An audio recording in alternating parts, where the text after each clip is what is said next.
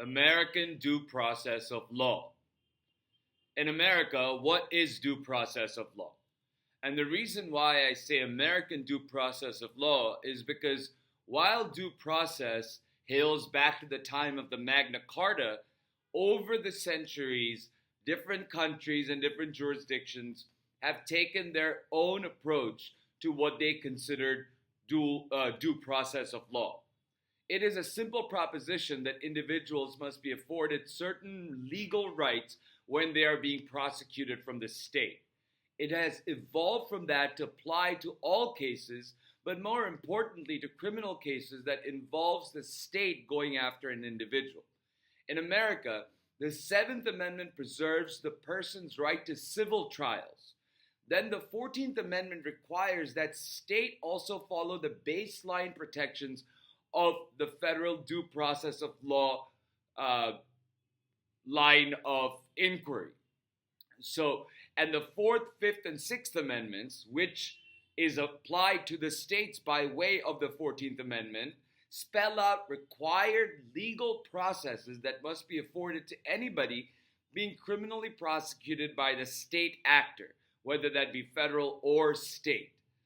In America, we also have a distinction between procedural due process, as written out in the Constitution and as applied to the states by the 14th Amendment, and substantive due process, which is unenumerated constitutional right, unwritten constitutional rights that are also applied to the states by way of the 14th Amendment. So I received some critique about not being clear about what due process of law looks like. Due process of law means that in a legal proceeding, you get a set of processes starting from filing a complaint all the way to filing an appeal and everything in between that lawyers and courts have to follow based in civil cases on the rules of civil procedure and in criminal cases under the rules of criminal procedure that abide by the Constitution of the United States' Fourth, Fifth, and Sixth Amendments. And the Seventh Amendment preserves civil trials. So in civil trials, it starts out like this. The process is that you file a complaint with the court clerk, you give notice to the defendant replies, there's a court hearing, then they go into discovery. What is discovery? Discovery is when both the defense and the plaintiffs in a civil case or prosecution in a criminal case presents each party with whatever evidence that they have regarding the case. And that is exchanged between the parties to be able to build a better picture for the fact finder. So once that discovery happens in civil court, there's court hearing, you can decide to settle, the court can look at the evidence gathered, and then one of the moving parties can say that there's not enough evidence for us to move forward to a trial, therefore it must be dismissed. If the court agrees with that, it is dismissed. If there's a settlement, there's a settlement. So if there's not a settlement, if there's not a dismissal, it goes into trial. If there's a jury trial, there's jury selection. At trial, there's presentment of evidence and witnesses.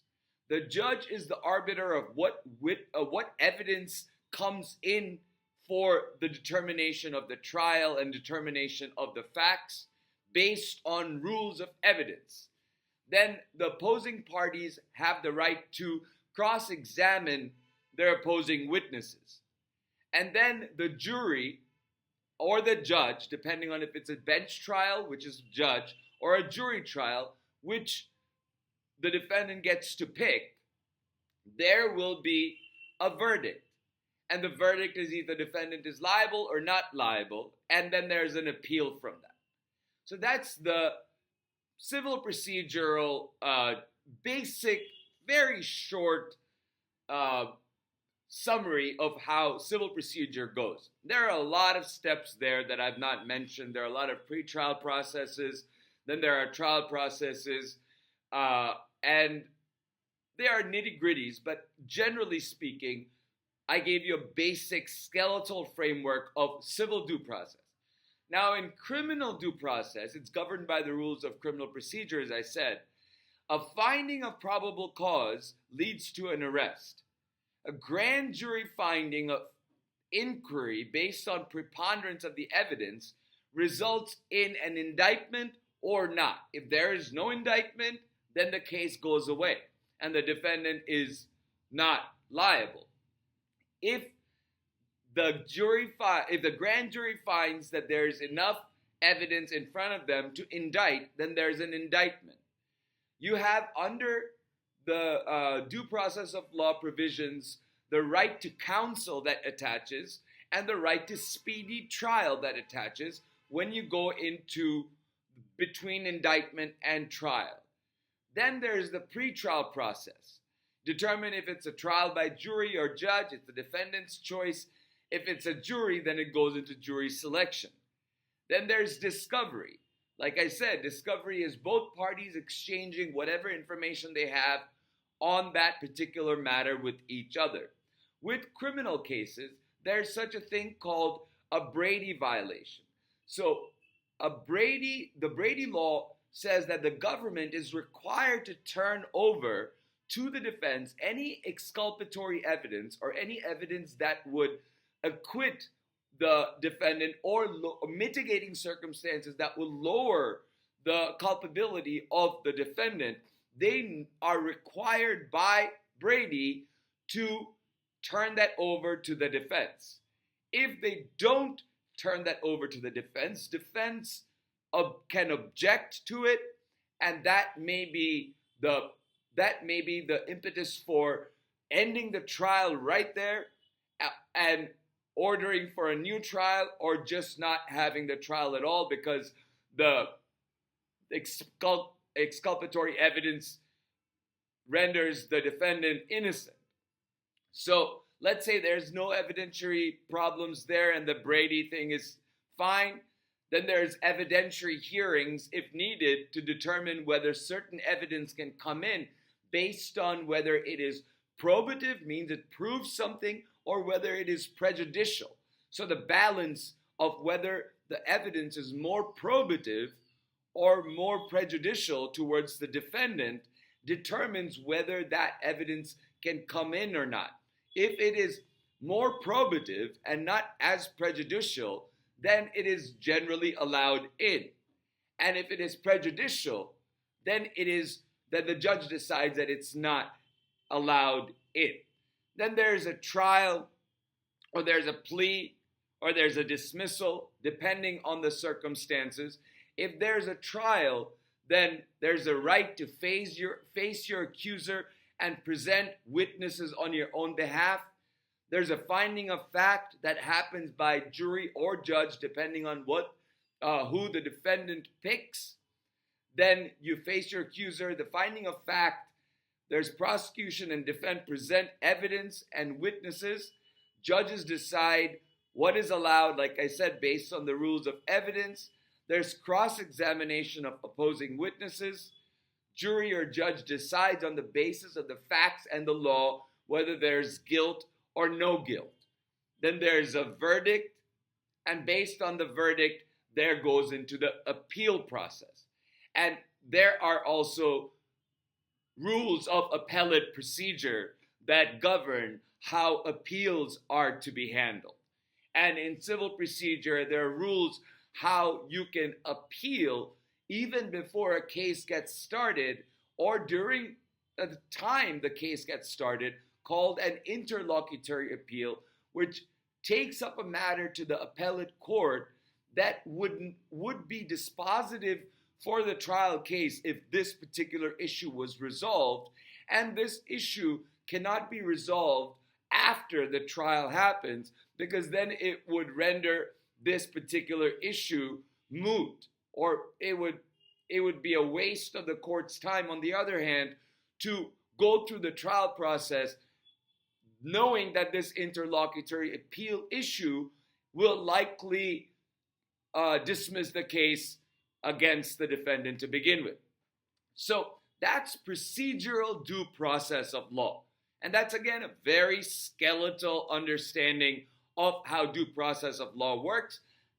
In the criminal procedure, the rights that are vested in the Fourth, Fifth, and Sixth Amendments are spelled out in procedure and applied so as to not have the state overreach into the individual's private rights. So it's very important in our jurisprudence that the defendant in a criminal case be afforded every constitutional protection that has been enumerated in the Constitution in order to get due process of law.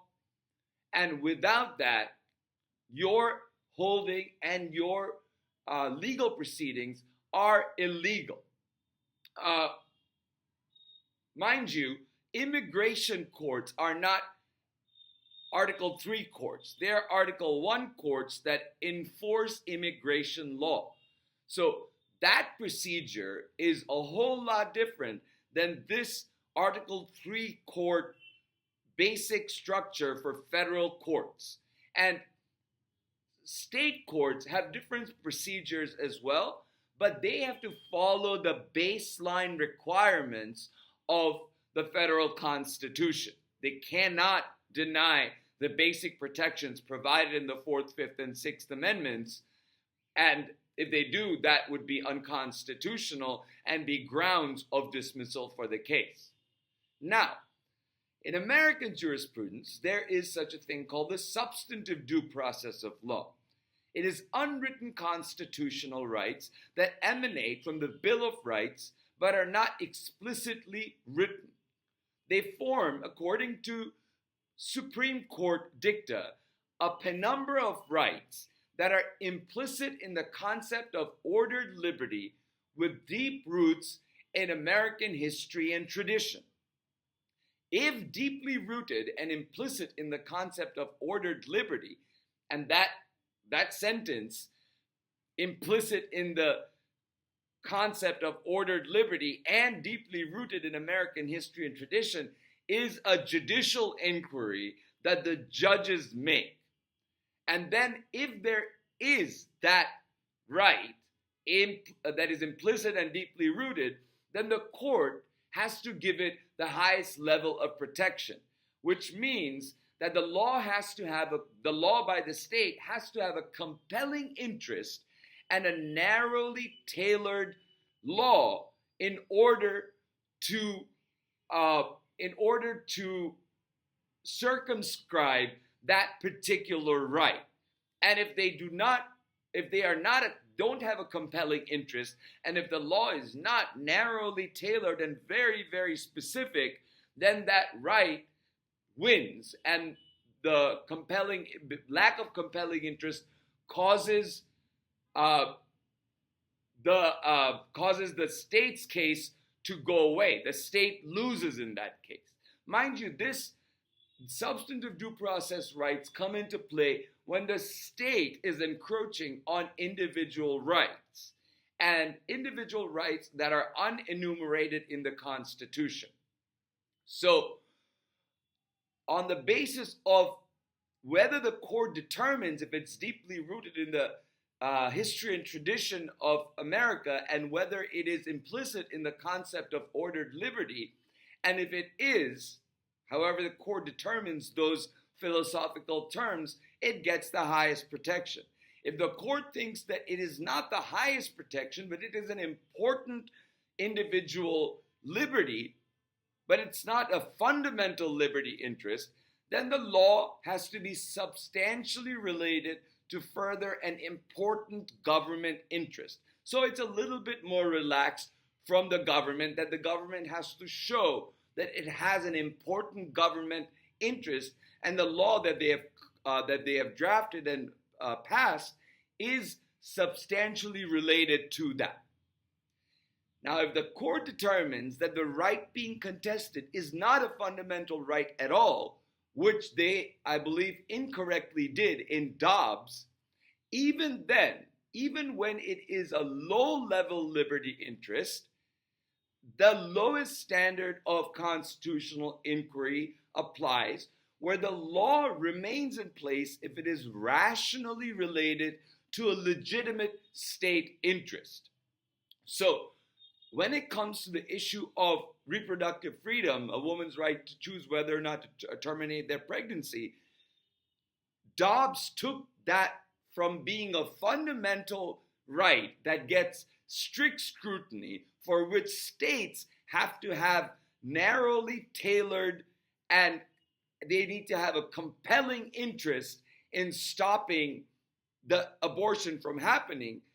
The court has given the government the leeway now to say that we can come up with laws that prohibit abortion as long as they are rationally related to a legitimate state interest, here it being the sanctity of life.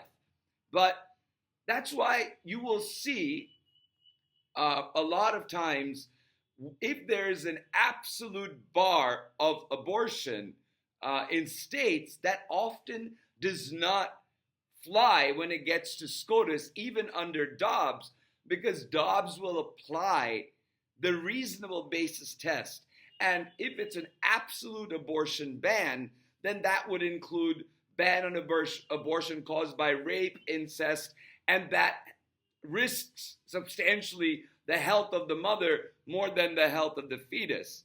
And these three instances are where the state has no legitimate interest in killing women, in having women raped, or in perpetrating and perpetuating a culture of rape. Therefore, there is no legitimate interest to not have those exceptions. And these rights that I'm talking about vary everything from, they're basically choice and privacy rights, associational rights and organizational rights, familial rights, right of bodily autonomy, like we see in the case of a woman's right to choose whether or not to terminate their pregnancy, the right to consent before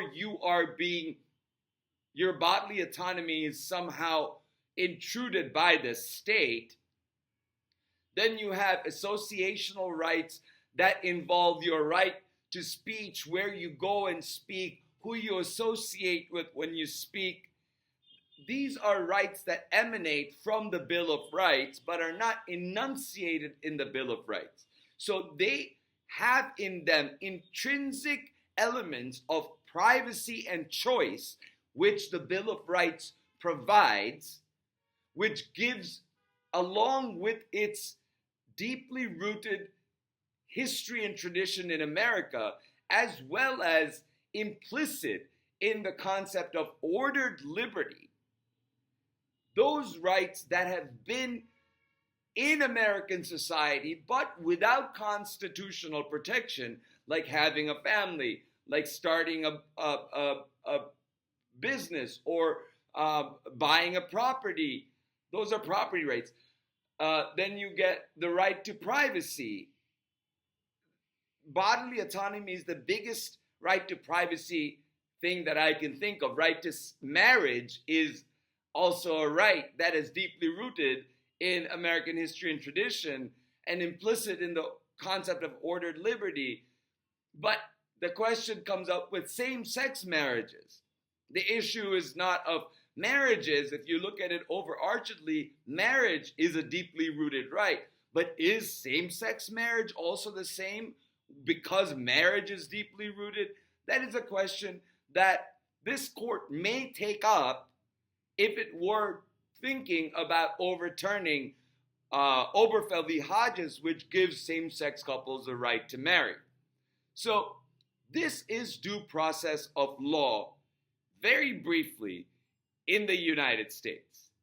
If you have any questions, and if you still think that I'm not being clear about it, please let me know in the comment box where you would like me to explain more, and I'll be happy to do my best to explain that to you.